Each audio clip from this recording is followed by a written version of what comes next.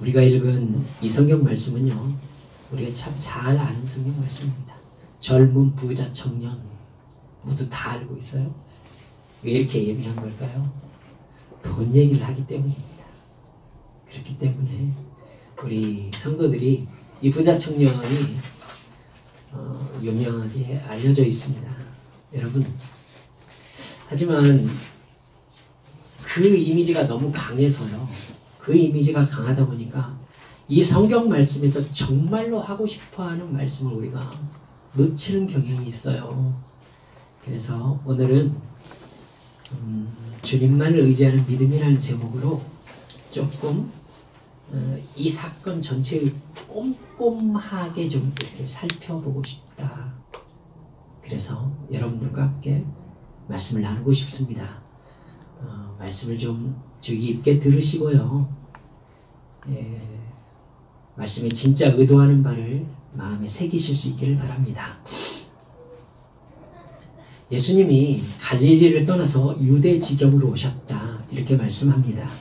32절 보니까 예수님이 아마도 예루살렘으로 가시고자 하셨던 것 같습니다. 평소에 그러니까 갈릴리 쪽에 계시잖아요. 집이 거기니까 갈릴리 쪽 이쪽 저쪽으로 왔다 갔다 하시다가 이제 명절 때가 되면은 이렇게 예루살렘 쪽으로 내려오시는 거예요. 율법에 이스라엘 남자들은 3번 내 눈앞에 보여라, 이렇게 말씀하셨어요. 6월절, 77절, 수장절 이렇게 해가지고는 이 3번은 예루살렘 성전에 와가지고 제사를 드려야 됩니다. 아마 그래서 예수님도 공생의 기간 동안에 3년 동안에 적어도 6번 정도는 이렇게 유대로, 6번이 아니네요. 3, 3, 9, 9번 정도는 예루살렘으로 내려오셔서 예루살렘에서 활동하시고, 마지막 6월절에는 이렇게 예루살렘에서 돌아가시게 되는 이런 상황을 맞았을 것으로 봅니다. 여러분, 당시 예수님에 대한 소문이 갈릴리뿐만 아니라 유대 지경에도 잘 나 있었습니다. 그러니까 북부에서부터 남부까지 예수님 소문이 많이 퍼져 있는 거예요. 그걸로 봐서 아마 1년째 되는 해는 아니었던 것 같아요. 그러니까 한 1년 지나서 2년째 아닐까. 혹은 예수님께서 유대 쪽, 예루살렘 쪽에도 소문이 알려질 만큼 어떤 남쪽 예루살렘 사람들과도 접촉이 있었던 그 후의 이야기, 그렇게 될 것으로 생각합니다. 예수님이 유대지경에 가장 유명하게 알려진 건 뭐였냐면 병을 고치시는 분이다 라는 부분이었어요. 유대에서는 더 예민한 부분이 있었는데 예수님이 선생으로 알려져 있기 때문에 그렇습니다. 그런데 유대인들이 얘기하는 랍비의 가르침하고 예수님의 가르침은 굉장히 차이가 심했어요. 그렇기 때문에 병든 사람이나 어려움이 있는 사람은 예수님에게 나아가가지고 어떻게든 자기 어려움을 해결하고 싶은 욕망이 있었고요. 그래서 예수님이 알려져 있었을 것이고, 그리고 서기관과 바리새인들, 율법과 연관되어 있는 사람들은 예수님을 굉장히 날카로운 시선으로 볼 수밖에 없는 아마 이런 분위기였을 것으로 생각됩니다. 그러니까 예수님은 가는 곳마다 예수님이다 라는 이야기만 돌면 예수님 앞으로 사람들이 몰려나오는 이런 상황이었던 것이죠. 근데 길을 가시는데 어떤 사람이 달려와 가지고 예수님 앞에 꿇어앉는 상황이 벌어지는 거예요. 여러분, 길에서 누군가에게 무릎을 꿇고 앉는다 라는 건 상당한 퍼포먼스죠. 그러니까 이 사람은 예수님과 걸으면서 얘기하고 싶은 생각이 없었던 거예요. 예수님의 걸음을 멈춰놓고 자기에게 자기가 바라는 어떤 결론을 얻고 싶은 사람이었던 거예요. 이해가 가시죠? 그냥 걸어가면서 예수님하고 불러서 같이 걸어가면서 얘기한 게 아니라 예수님 앞에 그냥 덥석 꿇어앉은 거죠. 예수님은 멈출 수밖에 없었던 거고요. 이건 이 사람이 일어나기 전에는 문제가 해결되지 않는 상황인 거죠. 여러분, 우리가 잘 알듯이 이 사람은 젊은 사람이었습니다. 누가복음 18장 18절 말씀을 보면은요, 그러니까 병행 본문으로 이렇게 나오는 말씀을 보면은 이 사람이 관리로 나옵니다. 관리. 유대인으로서 관리다. 근데 젊은 사람이었다. 또 우리가 알듯이 부자였다. 그래서 아마도 성경학자들이나 많은 목회자분들께서는 이 사람이 그 지역에 유명하게 알려진 어떤 명망 있는 가문의 회당장 정도를 맡고 있지 않았을까. 관리가 유대인이면은 로마 관리가 아니잖아요. 그러니까 아마 회당장 정도의 지위를 가지고 있지 않았을까 이렇게 추측하는 사람들이 많습니다.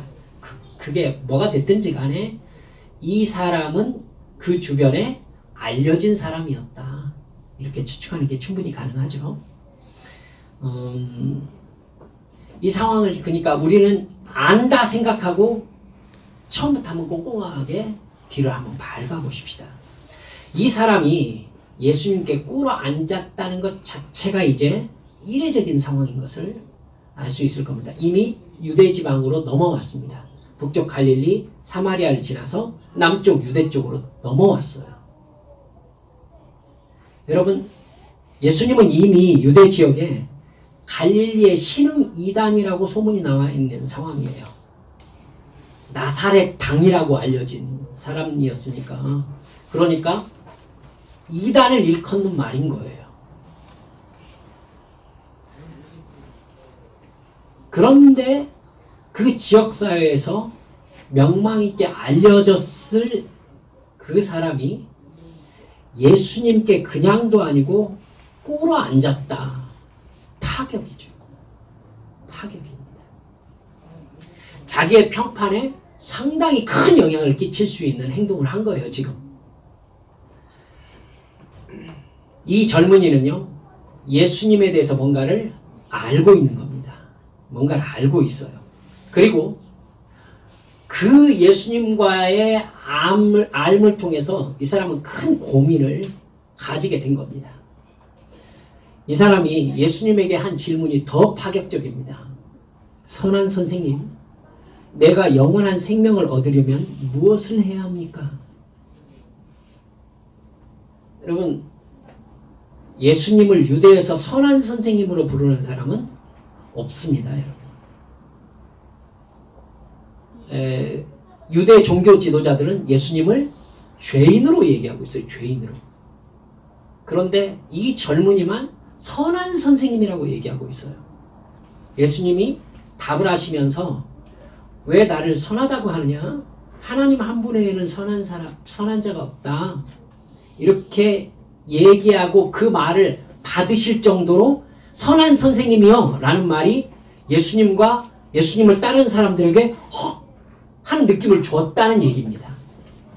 이해가 가시겠죠? 상황을. 그런데 예수님에게 하는 질문의 내용이 좀 더 놀라워요. 영생을 고민하고 있는 거예요. 영생을. 여러분, 유대인들은요, 영생을 고민하지 않습니다.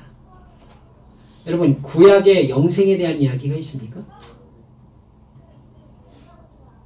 그래서 진짜 예수님을 어떤 죽음 이후, 사후 이후의 영생을 얘기하는 진짜 새로운 종교를 만든 사람이라고 얘기하는 것이, 구약에는 영생 개념이 거의 나타나지 않는데 예수님이 느닷없이 영생 개념을 끌고 들어왔다라고 보는 시점 때문입니다. 그건 분위기를 전혀 이해하지 못하는 얘기예요. 학자들께서 그건 금방 아실 것 같은데, 여러분, 유대인들은요, 선민 사상을 가지고 있습니다. 하나님께서 영원한 생명을 주시는 천국을 만드셨다든가, 아니면은 죄인을 멸하는 지옥을 만드셨다면, 유대인들은 어떤 생각을 하고 있었느냐면, 하나님께서 만드신 천국에는 유대인으로 가득하다. 그리고 죄를 벌하시는 지옥이 있다면 그곳은 이방인으로 가득하다. 이렇게 단순한 이분법적 시각을 가지고 있어요. 그러니까 여러분, 구약 성경은 이스라엘의 역사를 위주로 되어 있잖아요. 거기에 영생 개념이 필요가 있겠습니까? 영생 개념을 얘기할 필요를 못 느끼지요. 왜냐하면 영생은 유대인을 위한 것이니까. 여러분, 그러니까 유대인들은 영생에 대해서 고민할 필요가 없는 사람으로 등장한단 말입니다. 다만 하나님께서 이 세상의 다윗의 왕국을 회복시켜 주셔서 유대인이 지금 로마인, 즉 이방인에게 당하는 치욕을 갚아주시기만을 기다리고 있는, 그걸 바라고 있는 상황이 지금 예수님 당시의 종교적 개념인 거예요. 그런데 여러분 아시다시피 같은 유대인이신 예수님이 전혀 다른 이야기를 하고 계시는 것이죠. 아무도 영생에 대해서 얘기하잖아요. 율법 학자들, 바리새인들, 제사장들 영생에 대해서 얘기를 하지 않는다니까요. 그런데 예수님은 영생 얘기를 하시는 거예요. 종교 지도자들인 바리새인들과 서기관들, 제사장들에게 너희들의 행위로 볼 때에 너희들은 천국은커녕 영원한 지옥의 형벌을 받게 될 것이다. 이렇게 얘기한 거예요. 여러분, 이게 얼마나 큰 충격인지 여러분 이해하시겠죠? 유대인들은요, 이 개념에 대해서 한 번도 생각해 본 적이 없는 거예요. 내가 지옥에 간다고? 우리는 아브라함의 후손인데? 얘기가 이렇게 가는 거죠. 여러분, 근데 틀림없이 이 젊은 이 사람, 이 젊은 관리가요, 예수님이 말씀하시는 것을 들었던 거예요. 그리고 무슨 이유에선지 예수님에게 그러면 어떻게 해야 영생을 얻을 수 있습니까? 라고 물어보고 싶은 마음이 생긴 겁니다. 그러니까 이 사람은 적어도 무슨 생각을 한 거냐면요, 그렇다, 유대인이라고 해서 천국 가는 게 아니다 라는 생각을 한 거예요. 그래서 여러분, 이 젊은 사람이 굉장히 당시의 유대인으로서는 파격적인 생각을 받아들인 것을 여러분 깨달으셔야 됩니다. 심지어 제사장이나 바리새인, 서기관, 율법사들도 그 정도의 생각을 못하고 있는 상황이라고요. 이 사람은 유대인이 영생을 받는 게 아니라 영생이 죄 문제와 연관되어 있다, 이 생각을 확실하게 가지고 있는 사람인 거예요. 그래서 예수님에게 달려나와서 존경의 의미로 꿇어 앉아가지고 어떻게 해야 구원을 받느냐 이렇게 물어본 겁니다. 이게 정말 중요한 태도입니다. 한국 교인들은요, 대부분 교회에 이런 마음으로 나오지 않습니다. 누구도 목사에게 어떻게 하면 영생을 얻을 수 있느냐고 물어보는 사람이 없습니다. 여러분, 제가 목회하는 기간 동안에 저한테 꿇어앉지 않아도 됩니다. 제 손이라도 잡고 어떻게 하면 영생을 얻을 수 있습니까? 라는 쪽의 질문을 하는 사람을 한 사람도 못 만났습니다. 목사님, 어려운 일이 있는데요 하면서 제 손을 잡는 분들은 많으셨고요. 자기 생활의 문제를 신의 도움을 받아서 해결하고 싶은 마음으로 교회에 나오는 거예요. 그러니까 신이 누군가는 별로 중요하지 않습니다. 이기는 편이 우리 편이라는 마음으로요, 어찌됐든 내 문제를 해결해주는 신이 내 편이라, 내가 믿을 수 있는 신이다, 이런 개념을 가지고 있는 겁니다. 목적이 그거니까요. 우리가 교회를 무슨 마음으로 다니고 있는지 정말로 심각하게 늘 고민해 보시길 바랍니다. 영생을 얻기 위해서 교회에 나온 성도가 없기 때문에 그걸 당연하게 생각하고 있어요. 이게 얼마나 심각한 문제인지 저는 나이가 들어갈수록 더 알겠어요. 주님이 이 땅에 오신 목적이 뭐예요? 우리 잘되게 해주셔서 부자 만들어 주시려고요? 우리 높은 관직에 혹은 고위직에 혹은 영향력을 끼칠 수 있는 지배적인 위치에 되는 것, 그 복을 주시려고 예수님이 오셨어요?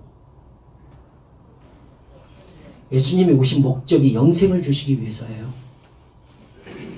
주님의 사랑은요, 무슨 사랑이에요? 영생을 주시는 사랑이에요. 주님의 사랑이. 그러니까 하나님과의 모든 관계는요, 영생과 연관이 있어요. 영생과. 주님의 최종 목적이 영생이에요. 영원한 생명이라고요. 그러니까 교회는 본질적으로 영생이 아니면은 99% 할 얘기가 없는 사람들이에요. 교회 다니는 사람들. 왜냐하면 그게 해결되면 그 다음 문제는 하나님과의 관계 안에서 자동적으로 해결되게 돼 있기 때문에 그렇죠. 그죠? 여러분, 이 문제가 아니라면 예수님께서는 누가복음에서 거짓 나사로 얘기를 하실 필요가 없어요. 그쵸? 거짓 나사로를 복받은 사람, 천국 간 사람, 이렇게 얘기할 필요가 없다고요. 영생이 목적이니까 그 사람이 성경에 등장하는 겁니다. 교회를 이렇게 많은 사람들이 다니는데 교인들은 영생을 바라지 않습니다. 영생에 관심이 없어요. 어떻게 하면 내가 영생을 얻을 수 있습니까? 라고 주님께 꿇어 엎드려 묻는 사람이 없습니다. 여러분, 영생에 대한 갈망이 없으면 하나님과의 관계가 깊어질 수가 없어요. 하나님은 우리에게 늘 무슨 얘기를 하고 싶기 때문에? 영생 얘기를 하고 싶기 때문에. 그러니까 영생 얘기를 하지 않으면은 하나님과의 그 다음 얘기가 나오질 못해요. 아시겠죠? 우리의 믿음을 심각하게 한번 돌아보십시다. 예수님은 이 사람에게 관심을 기울이십니다. 예수님은 어떻게 하면 내가 영생을 얻을 수 있습니까? 이렇게 묻는 이 젊은 사람에게 뭐라고 대답하시느냐면요. 살인하지 말라, 간음하지 말라, 도둑질하지 말라, 거짓말하지 마라, 부모를 공경해라, 그리고 속여 빼앗지 말라, 즉 탐내지 말라, 같은 맥락이잖아요. 즉 10계명의 대인관계에 대한 죄를 규정한 10계명 6개를 쭉 얘기하십니다. 그걸 지키라는 겁니다. 계명을 지키라고. 이 말씀도 우리가 그냥 넘어가시면 안 됩니다, 여러분. 예수님은 영생을 받을 수 있는 방법으로 나를 믿어라 이렇게 말하지 않아요. 여러분, 그런데 우리는 영생을 받을 수 있는 방법으로 예수를 믿으세요라고 얘기를 해요. 무슨 차이죠? 예수님은 행위 구원론자인가요? 계명을 지켜라. 지금 누가 얘기하고 있어요? 하나님의 아들이 얘기하고 있어요. 하나님의 아들이 뭐라고 하고 있느냐면요. 영생을 얻는 방법을 계명을 지키라고 얘기를 하고 있어요. 여러분, 하나님의 아들이 지금 거짓말하고 있나요? 믿음으로 구원을 받는다면서요? 라고 예수님에게 따지고 싶은 마음 여러분 안 드시나요?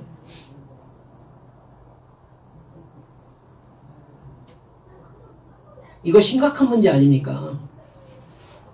지금 예수님은 어떤 사람이 영원한 생명을 걸고 얘기를 하는 그 부분에 대해서 계명을 지켜라 라고 얘기를 하고 있어요. 예수님이 이단되기 쉽겠죠. 우리는 천국에 갈 수 있는 방법, 즉 구원받는 방법으로 예수님을 믿으라라고 배웠어요. 예수님은 어떻게 믿어요? 교회에 나오면 돼요. 예배를 드리면 돼요. 그리고 가르쳐주는 거 그렇구나 하고 고개를 끄덕이면서 이해하면 됩니다. 그러면 하나님이 영생을 주실 뿐만 아니라 이 세상에서 건강하고 형통하고 부유하게 살게 복을 주신다. 이것이 한국 기독교의 너무나 은혜로운 가르침이에요. 신앙생활이 그거예요. 요점이 뭐죠? 부담이 없어요. 아무 부담이 없어요. 어디에나 고개를 들면 교회가 있어요. 저는 산속이라도 들어가지. 모두 다 교회 다니면서 구원 얻는 방법은요, 다 머리로 해결을 해요. 머리로. 사실 일주일에 10,000원 정도의 헌금, 조금 더 신앙이 자랐다고 하면 11조를 내는 것이 희생이라면 희생이라고 할 수 있겠네요. 내 삶에 변하는 것이 아무것도 없는 거죠. 사실 11조도 얼마나 많은 사람들이 투자의 개념으로 이해합니까? 그쵸? 10분의 1 내고 혹시 건강과 형통과 창고를 채워주시는 부유함을 누린다고 약속해 주셨다니까. 그거 하면 손해가 아니잖아요. 그쵸? 손해가 아니네요. 여러분, 예수님은 너무나 적나라하게 십계명을 말씀하고 있어요. 그것도 하나님을 향해서 뭔가 하는 것을 얘기하고 있는 게 아니라 이웃에게 이렇게 하는 것을 얘기하시면서 그러면 영생을 얻는다라고 얘기를 하시는 거예요. 우리가 계명을 지키는 것을 얼마나 헐렁헐렁하게 이해하고 있는지를 한번 깊이 돌아보셨으면 좋겠어요. 계명을 어겨도요, 주일에 한 번 나와가지고 제가 이런 죄를 지었습니다, 용서해 주십시오 라고 다른 사람 들으면 안 되잖아요. 속으로 가만히 얘기하면 그 죄뿐만 아니라 그 죄에 따르는 형벌까지 모두 다 삭제된다는 것이 믿음 좋다는 사람들의 믿음이라고, 그걸 믿어야 믿음이라고 우리가 배웠어요. 그 결과 계명을 어기는 것이 아무런 부담이 없어요.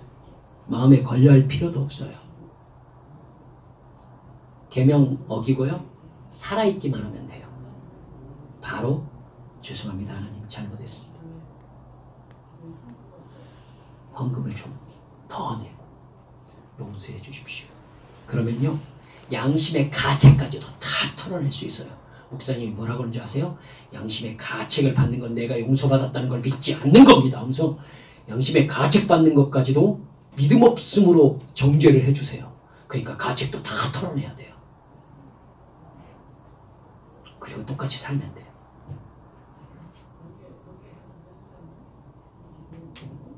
뻔뻔한 기독교.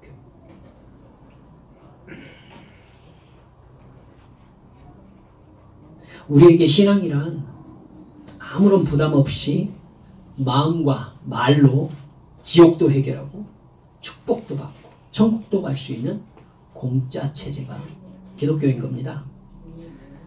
예수를 믿는다는 것이 마음과 입의 고백으로 천국과 축복도 받고 내 죄도 내가 원하는 만큼 마음껏 용서받을 수 있어요. 다른 나라에 교회를 가보지 않았기 때문에 잘 모르겠습니다만 적어도 제가 모태신앙으로 자라온 한국 기독교의 모습은 기독교인들은 죄를 죄로 여기지 않습니다. 나쁜 짓을 저지르고도 형벌이나 지옥을 무서워하지 않습니다. 자기는 지옥 안 가게 되어 있는 줄 아니까요. 구원받았잖아. 잘못은 몸으로 짚어요. 그거 해결은 몇 마디 말과 몇만 원으로 해결합니다. 분명히 아십시다. 그건 신앙이 아닙니다. 아시겠습니까? 예수님은 지금 계명을 지키라고 말씀하셨습니다. 오늘 본문뿐 아니라 성경 곳곳에서 계명을 지키라고 예수님 여러 번 말씀하셨어요. 예수님의 말씀이죠. 그래서 제가 여기서 이렇게 짧은 소달락의 결론을 이렇게 말씀드리면 여러분 어떤 마음이 드시겠어요? 계명을 지키지 않으면 영생을 받을 수 없습니다. 맞습니까? 목사님, 행위구원을 그렇게 말씀하시는 겁니까? 얘기는 저에게 하지 마시고 예수님에게 해주시기 바랍니다. 그리고 참고로 말씀드리면 목사님의 말씀은 행위구원이기 때문에 틀렸습니다 라고 하시는 분을 저는 가르칠 수 없습니다. 아시겠습니까? 저 그 다음 얘기 안 했어요.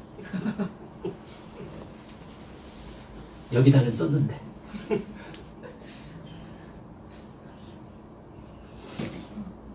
여러분, 예수님은 믿는 걸 생각으로 믿는 게 아니라 행동으로 믿는 거라고 말씀하고 계시는 거예요. 알겠죠? 머리로 믿는 게 아니라 마음으로 믿는 거 아니요, 행동으로 믿는 것이 진짜라고 말하고 있어요. 알겠죠? 마음으로 예수를 믿으면 된다라고 얘기하는 말에 여러분 점점 더 명확하게 얘기합시다. 마음으로 예수를 믿는다라고 여러분 성경에도 그렇게 말씀하고 계시지만 그 말이 의도하는 바를 여러분 아셔야 돼요. 마음으로 예수를 믿는 사람은 반드시 행동으로 예수를 믿게 되어 있어요. 알겠죠? 예. 그래서 예수님은 아무 거리낌 없이 계명을 지키라 이렇게 말씀하고 계시는 겁니다. 새기십시다. 여러분 한 칸 더 나아가십시다. 이 사람은요 그 계명 이야기에서 그런 계명은 제가 어려서부터 다 지켰습니다 이렇게 말하고 있어요. 어려서부터 다 지켰습니다. 예수님이 말씀하신 기준에 어긋남이 없는 거예요. 당연하죠. 유대인으로서 어려서부터 율법 교육을 받는 명망 있는 집안이었으니까 10계명을 어기면서 살았겠습니까? 10계명도 지키지 않으면서 어떻게 영생을 얻겠습니까? 라고 말할 사람이 어디가 있어요. 그죠? 도둑질하면서 예수님 앞에 나와가지고는 내가 영생을 얻고 싶은데요. 어떻게 그럽니까? 그럴 수 있나? 예수님은요 이 사람을 보시고 사랑했다라고 21절에 말씀하고 계시죠. 주님께서 이 젊은이를 사랑하셨습니다. 아마도 이 젊은이한테 계명을 지켜라 라고 얘기했더니 그렇군요 하고 돌아갔다면은 여러분 그 사람은 그 다음 얘기를 아마 할 기본조차 안 돼 있는 거잖아요. 그렇죠? 도둑질하지 말아라. 그렇군요 하고 돌아가면 그 사람은 도둑질하지 않아야 되는 거예요 진짜. 그렇죠? 근데 그걸 다 지켰어요. 주님께서 사랑하사 말씀하시는 거예요. 그게 이제 진짜 이야기거든요. 예수님이 이렇게 말씀하시죠. 내게 아직도 한 가지 부족한 것이 있으니 가서 내게 있는 것을 다 팔아 가난한 자들에게 주라. 그리하면 하늘에서 보화가 내게 있으리라. 영생 얘기를 하고 계시잖아요. 하늘에서 보화가 있으리라. 그리고 와서 나를 따르라. 이 말씀을 통해서 예수님이 정말로 영생을 받기 위해서 무엇을 해야 하는지를 진짜 핵심에서 말씀하고 계시는 거예요. 예수님은요 이렇게 질문하고 있는 거예요. 한번 잘 들어보세요. 지금 너를 지탱하고 있는 가장 중요한 기둥이 무엇이냐? 너를 너되게 하는 것이 무엇이냐? 네 삶에서 가장 중요한 게 무엇이냐? 너는 영생을 얻기 위해서라면 모든 것을 버릴 수 있을 정도로 영생을 갈망하느냐? 이렇게 묻고 있는 거예요. 그러니까 예수님이 지금 이 청년을 바라보시면서 뭘 보신 거예요? 너 나에게 이렇게 꿇어엎드리는 퍼포먼스까지 하면서 너의 고민을 얘기하며 영생을 어떻게 하면 얻을 수 있느냐라고 물어보는데 오케이. 그 마음 참 귀하다.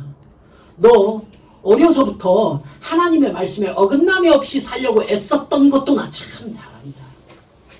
그런데 정말 영생을 얻고자 하는 열망이 내게 있다면 너는 지금 네가 영생 이외에 중요하다고 생각한 그것을 버려야 한다라고 말하고 계십니다. 예수님은 더 직접적으로 뭘 얘기하고 계시냐면 네가 이렇게 나에게 영생을 물어보지만 사실 네 인생에서 가장 중요하다고 생각하는 것은 영생에 대한 갈망이 아니라 뭐잖냐? 돈이잖냐? 라고 캐내고 계시는 거예요. 그 말을 들은 부자 청년이 슬픈 기색을 띠고 근심하면서 돌아갔다. 이렇게 22절에 말씀하고 있습니다. 왜요? 돈이 많아서. 영생을 깊이 고민하긴 했지만 그 정도까지는 아니었던 거죠. 그 정도까지는 아닌 거예요. 영생 얻기 쉬워요? 어려워요? 영생 말로 해결하지 마세요. 어려워요. 철로역정 읽으셨죠? 철로역정 앞에서 장망성이라고 얘기를 하는데 전 그 말 별로 안 좋아해요. 장차 망할 성읍이라고 장망성 이렇게 좀 줄여서 얘기를 하는데, 여러분 거기에 사는 크리스천이라는 사람이 있어요. 무거운 죄짐을 지고요. 막 돌아다니면서 어떻게 할까 어떻게 하려면 막 탄식하고 있어요. 여러분 이 사람의 고민이 뭐냐면은 이 죄짐으로 인한 멸망이었어요. 근데 그 죄짐요 다 지고 있어요. 다 지고 있다니까. 그 죄짐은 다 지고 있어요. 그러니까 같이 지고 그냥 살면 돼요. 똑같은 사람들이니까. 근데 이 사람 이 짐을 벗어야 영생을 얻는다는 걸 알아요. 그래서 고민을 해요. 어떻게 하면 되냐. 전도자를 만나잖아요. 저기 저 좁은 문으로 들어가세요. 얘기를 듣고요. 그쪽으로 뒤도 안 돌아보고 달려가기 시작해요. 뒤에서 소리가 들려요. 사랑하는 자녀의 소리가 들리고 아내의 소리가 들려요. 그리고 친구의 소리가 들려요. 관계의 소리가 들린다고요. 도움이 불러요. 정말 그쪽으로 너 혼자 달려가지고 살 수 있을 것 같아? 여러분 이 사람은 영생을 얻기 위해서 그걸 다 버리고 그쪽으로 달려가요. 이게 영생이라고요. 존 버년이 얘기하는 영생은요, 이만한 대가를 치러야 얻는 거예요. 예수님은 그 얘기 안 하고 계세요? 너의 모든 것을 가져다가 가난한 사람에게 나누어주고 나를 따라오너라. 주님께서 영생을 얻는 방법으로 이렇게 말씀하신 거예요. 너에게 한 가지 부족한 것이 있는데 바로 그거다.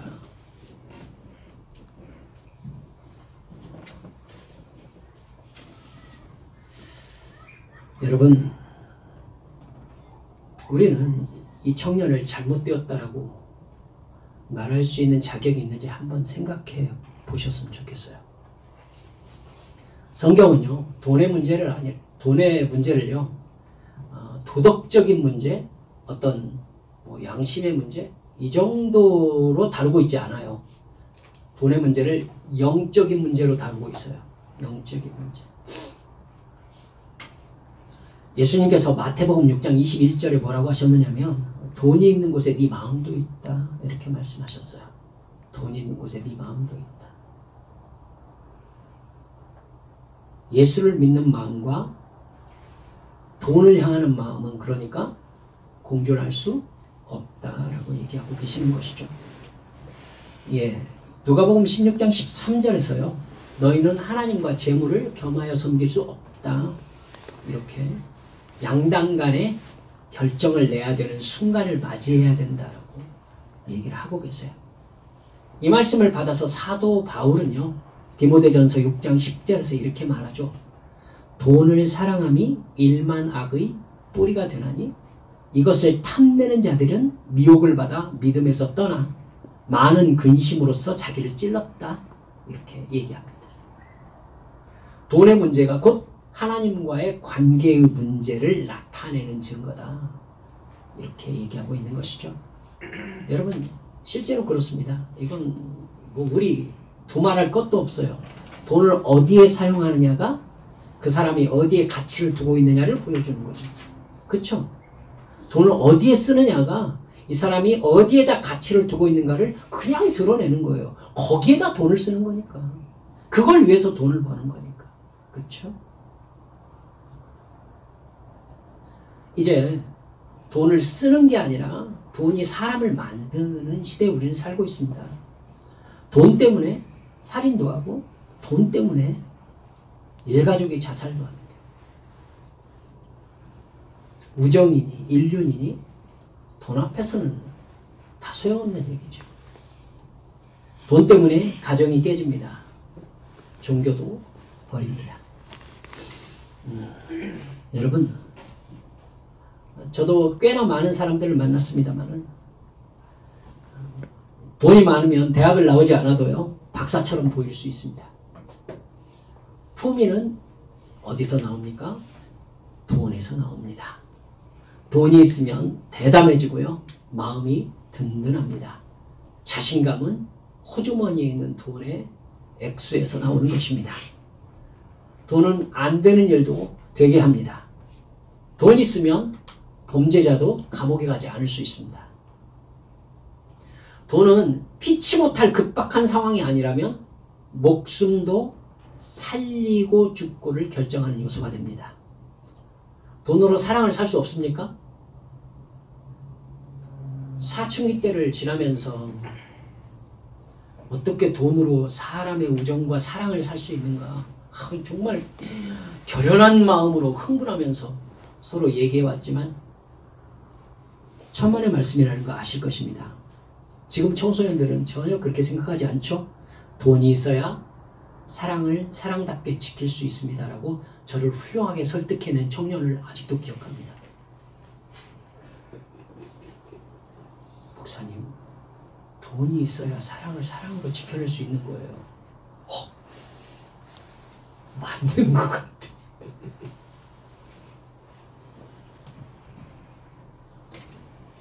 여러분, 돈 때문에 울어보셨습니까? 돈이 없어서 아이들 학원을 못 보내고 돈 때문에 새파랗게 어린 직장 상사에게 쌍욕을 얻어먹으면서 최소한의 자존심도 지키지 못했던 그런 기억을 가지고 있는 사람. 월세 낼 돈이 없어가지고 쫓겨나본 사람. 돈이 없어서 굶거나 간장에 밥을 비벼 먹어본 사람은요, 돈보다 하나님이 더 중요하다고 고백하는 것이 얼마나 어려운 것인지 이해합니다.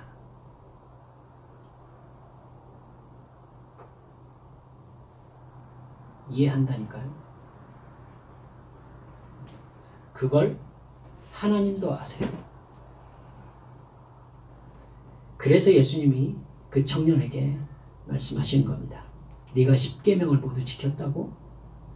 하나님이 주신 계명을 지키라는 것은 단순히 어떤 행동만을 말하는 것이 아니다.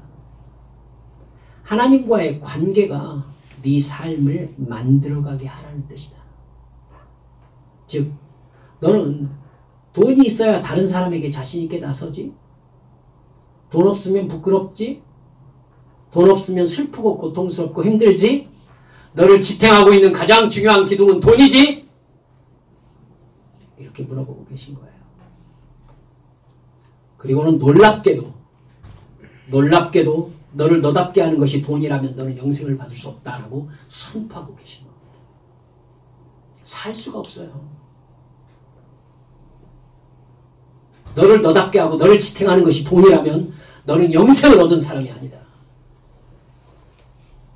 그리고 그 문제를 해결하지 못하면 너는 영생을 받을 수도 없다. 제 말입니까?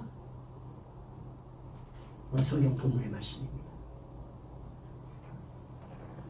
하나님과의 관계가 나의 생을 지탱하는 가장 중요한 기둥이 아니라면 하나님은 당신의 왕의 자리를요 다른 것과 나누실 생각이 전혀 없으신 분입니다. 여러분, 그 라인을 우리 사랑하는 성도들이 어느 순간에는 넘어야 돼요. 알죠, 여러분? 이게요, 이 팽팽하게 줄다리기를 하면서 갈 수 있는 길이 아니에요. 천국 가는 길이.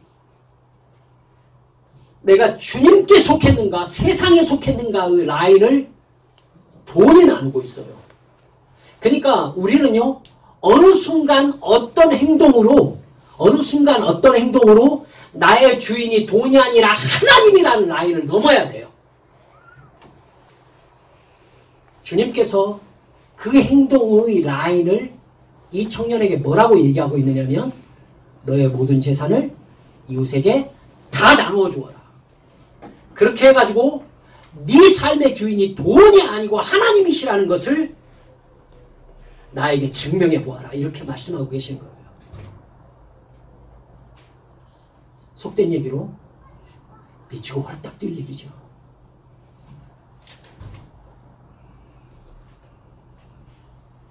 여러분,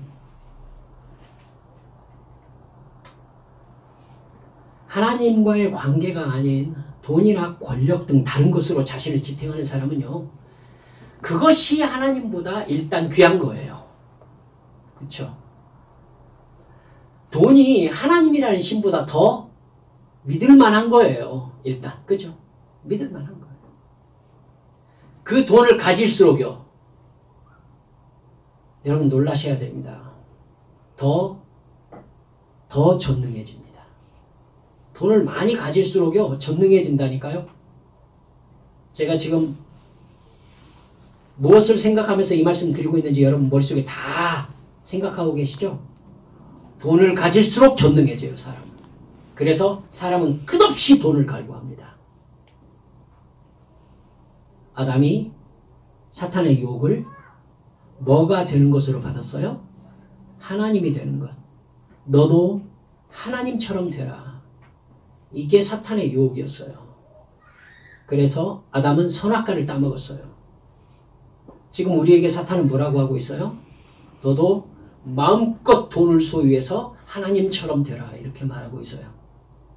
그러니까 우리는 끝없이 돈을 갈구할 수밖에 없어요.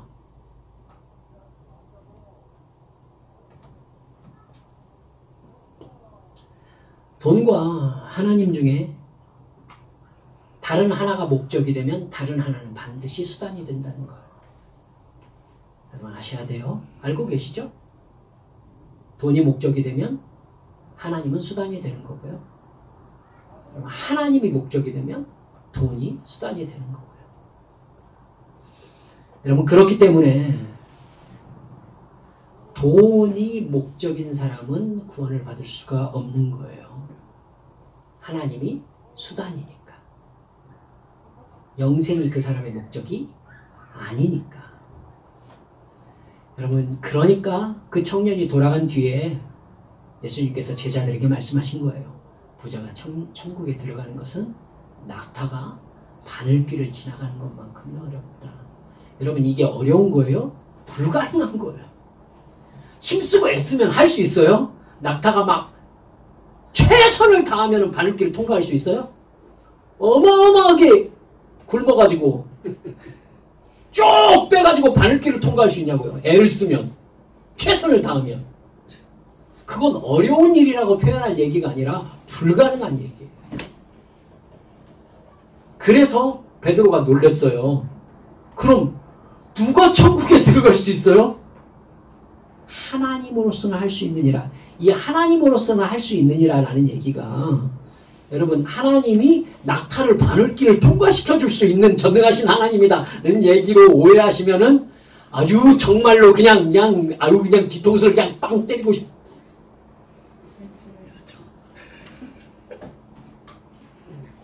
여러분 베드로는 어쩌면 핵심에 근접했던 것 같아요. 28절에 보니까 주님 우리는 모든 것을 버리고 주님을 따랐습니다. 이렇게 얘기하죠. 배와 그물을 버려두고 즉 어부에게 배와 그물은 전부죠. 뿐만 아니라 부모님까지 버려두고 예수님을 따랐잖아요. 그러자 예수님이요. 여러분 제자들을 대상으로 해서도요. 청년에게 얘기했던 거에서 한치도 주님은 물러서지 않아요. 초지일관 30절에서 뭐라고 해요? 나와 복음을 위하여 모든 것을 버린 사람은 적당히 버린 것이 아니라 모든 것을 버린 사람은 내세에 영생을 받지 못할 자가 없느니라. 대단히 부족하신 말씀이세요. 주님을 위하여 모든 걸 버렸으면은 그것보다 훨씬 대단한 것을 축복으로 받느니라 이래야 그렇지. 이렇게 가는 건데 여러분 주님을 위하여 모든 것을 버리는 사람은 주님은 굉장한 것을 주신다는 듯이 뭐라고 하셨냐면은 내세에 영생을 받지 못할 자가 없느니라 이렇게 말씀하셨어요. 그러면 그게 다예요? 이렇게 물어볼 사람 많을 거예요. 주님 처음부터 지금 끝까지 어떤 개념을 유지하고 계세요? 모든 것을 버릴 수 있어야 영생을 얻을 수 있다. 이렇게 말씀하고 계시는 거죠. 영생 쉬워요? 이미 영생 받으셨어요? 대단한 믿음을 가지신 거죠. 예수님의 가르치심 앞에 우리 자신을 비춰봅시다. 우리는 주님을 위해서 모든 것을 버린 사람들인가요? 모든 것을 버릴 각오라도 돼 있나요? 그렇지 않고 나는 구원받았다라고 말한다면 근거가 뭐죠? 느낌으로? 말로? 하나님은요 구원을 그렇게 싸게 취급하는 사람을 아주 싫어하세요. 그 정도라면 예수님께서 십자가에 죽으시기까지 할 필요가 있었을까요? 정말로 구원하시려면요 그 사람이 의지하고 있는 하나님 이외의 것을 다 쳐내십니다. 제가 인생을 살아가면서 정말 심각하게 배우고 있는 것입니다. 아, 사랑하셔서 그러시는구나. 하나님이 우리를 구원하시려면 내가 이거 없으면 나는 살 수 없다고 붙잡고 있는 그것을 하나님이 꺾으시고 캐내시고 쳐내버리세요. 그래야 구원받을 수 있어요. 하나님은 아브라함의 삶에서 가장 중요한 이삭을 번제로 바치라고 하세요. 여러분 이런 하나님의 사랑을 이해하지 못하면요 하나님은 심술궂은 일만 골라가시면서 하시는 것을 여러분 그런 생각을 가지실 거예요.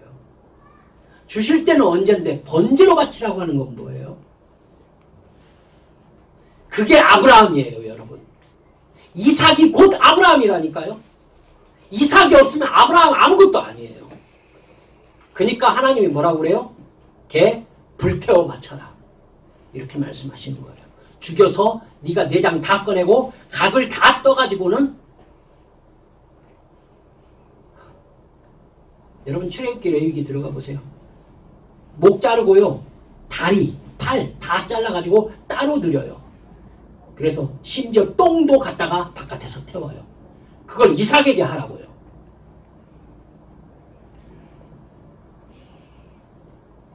하나님이 그러신 분이세요.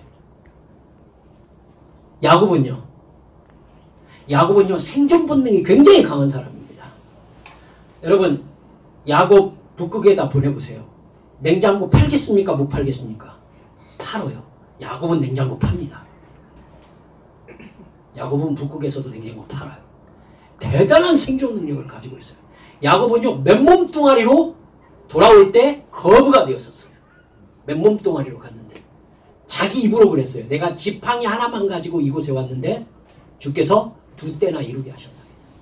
그렇죠? 그러니까 주님께서 약복강가에서 어떻게 하세요? 야곱이 의지하는 것이 아무것도 아니라는 것을 깨닫게 하시면서 두려워 떨게 하셨어요. 그래가지고 하나님이 아니시면 저는 죽습니다. 이렇게 주님만 붙잡고 의지하게 만드셨어요. 야곱의 야곱됨을 꺾어버리신 것이죠. 증거가 뭐예요? 사람 몸을 지탱하는 가장 중요한 중심점인 환도뼈를 치시잖아요. 여기 쳐가지고 여기 절뚝거리면 할 수 있는 게 없어요. 요셉은요 아버지 야곱의 사랑을 노예 생활과 감옥 생활을 통해서 다 피워내게 하셨어요. 그렇죠? 아무것도 아닌 존재로 만드셨어요. 하나님만으로 자기 삶의 이유를 만드신 거예요. 하나님은 모세에게서 이집트 왕자라는 가장 중요한 인생의 기둥을 40년에 걸쳐서 꺾어버리십니다. 오직 하나님만 믿고 하나님만 의지하면서 살아가게 만드시는 것이죠. 주님이 우리를 골탕 먹이시는 겁니까? 다윗도 그거를 겪었고 수많은 하나님의 사람들이 그걸 겪었죠. 심지어 바울 사도도. 따라서 합시다. 하나님 이외의 것은 다 쏟아내어야 구원을 받습니다. 믿습니까? 하나님 이외의 것을 다 쏟아내지 않으면 영생을 받을 수 없어요. 머리로 이해하지 마세요. 주님은 마지막으로 와서 나를 따라오너라 이렇게 말씀하셨습니다. 옛 생활을 버리고 새 삶을 살게 된 증거가 뭡니까? 예수님을 따라가는 거예요. 예수님을 따른다는 것은 돈을 주님으로 섬기던 옛 생활이 청산되었다는 뜻이죠. 돈을 목적으로 하나님을 수단으로 생각하던 것을 버려야 합니다. 하나님의 말씀에 순종하기 위한 목적에 돈이 수단이 되어야 되는 것이죠. 제자들도 사도 바울도 성경에서 하나님의 동역자로 사역한 사람들은 모두 다 자기가 살던 곳을 떠나서 하나님이 보내시는 곳에서 하나님이 만나시게 하는 사람들과 하나님이 하라고 하시는 일을 하면서 살았어요. 주님을 만난 사람들은 자기 삶을 떠나서 주님을 따르는 새로운 삶을 살기 시작한 거예요. 그럴 때에 그 사명에 필요한 것을 주님이 채워주셨죠. 그래서 정말로 광야 생활로 들어가 버렸어요. 하늘에서 내리는 만나를 먹으면서 하나님께서 흘려주시는 생수를 받아 마시면서 이게 영생의 증거입니다. 이런 진짜 사랑을 가지기 위해서 여러분 우리 하나님 앞에 결단하고 내가 영생 받은 사람인가? 아니 내가 영생을 이렇게 사모해 본 적이 있는가? 고민하는 기도의 자리로 나가야 되지 않겠습니까? 내가 버려야 될 것이 무엇인지 철저하게 버려서 아이고 다 그렇게 사는데 그렇게까지 저한테 하셔야 됩니까? 라고 문지르던 이 신앙의 태도 다 버리고 내가 정말 천국 갈 수 있는가? 심각한 고민을 해봐야 되지 않겠느냐는 거예요. 우리 찬양했죠. 주님을 따르리 내 십자가 지고 주 따르리.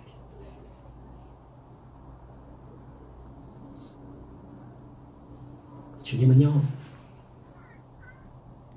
모든 것을 버리고 이웃에게 다 나누어 준 다음에 나를 따라오너라 라고 말씀하셨잖아요.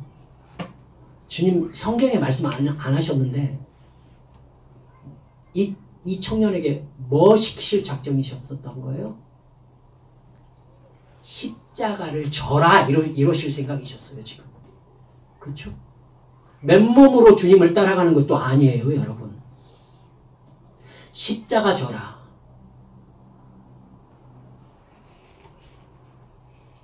좋은 날 끝났네요.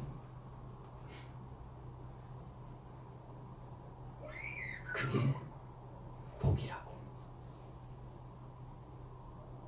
그게 천국의 상급이라고.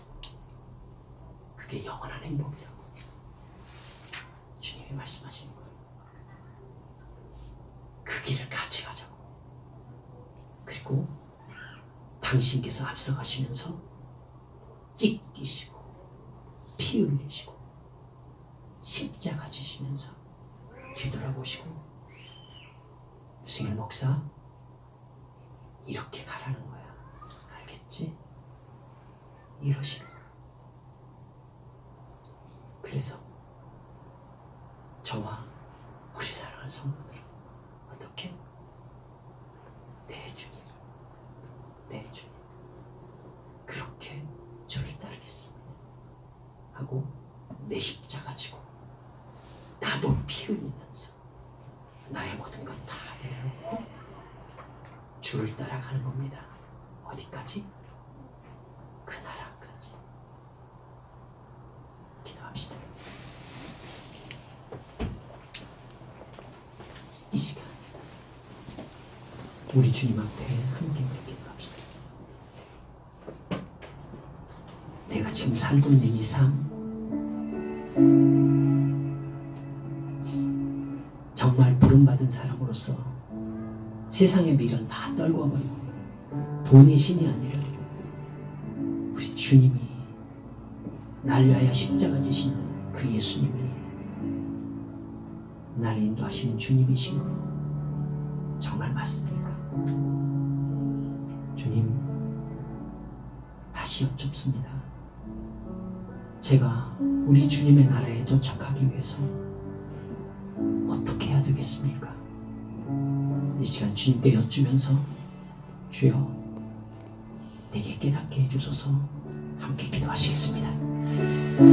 아버지